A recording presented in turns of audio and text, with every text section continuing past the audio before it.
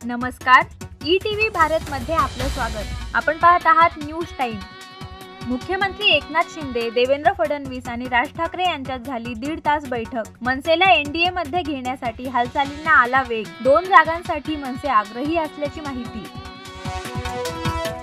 पंतप्रधान नरेंद्र मोदींनी मगरीचे अश्रू ढाळणं बंद करावं। गरीब जनता EVM विरोधात लढणार। संजय राऊतांचा भाजपावर हल्लाबोल। मोदींची तुलना औरंगजेबाशी केल्याचं दिलं स्पष्टीकरण।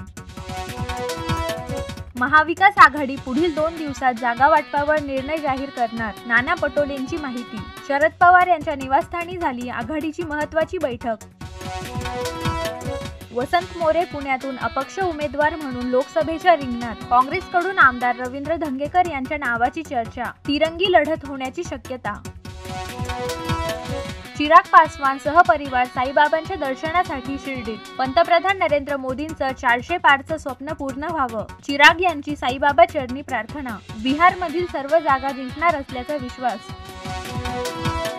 तोतया पोलिसांच्या पथकानं कुरिअर व्हॅनवर दरोडा टाकून लुटली 5 कोटी 40 लाखांची रोकड।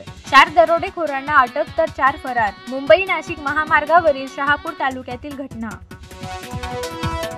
व्हॉट्सअॅपवरील विकसित भारत संदर्भातले मेसेज थांबवा। निवडणूक आयोगाचे केंद्रीय माहिती तंत्रज्ञान मंत्रालयाला आदेश। भाजपाला मोठा धक्का। सर्वोच्च न्यायालयाचा केंद्र सरकारला मोठा दणका। फॅक्ट चेक युनिटच्या अधिसूचनेला दिली स्थगिती। अभिव्यक्ती स्वातंत्र्यावर गदा आणता येणार नाही, कोर्टाची स्पष्टोक्ती। चीनचा दावा अमेरिकेनं फेटाळला। अरुणाचल प्रदेश हा भारताचाच भूभाग असल्याचं केलं स्पष्ट। टायगर श्रॉफचा बागी फ्रँचायझीचा 4था भाग येणार प्रेक्षकांच्या भेटीला। टायगरनं सोशल मीडियावर शेअर केला व्हिडिओ। प्रेक्षकांना मिळणार ॲक्शनची मेजवानी।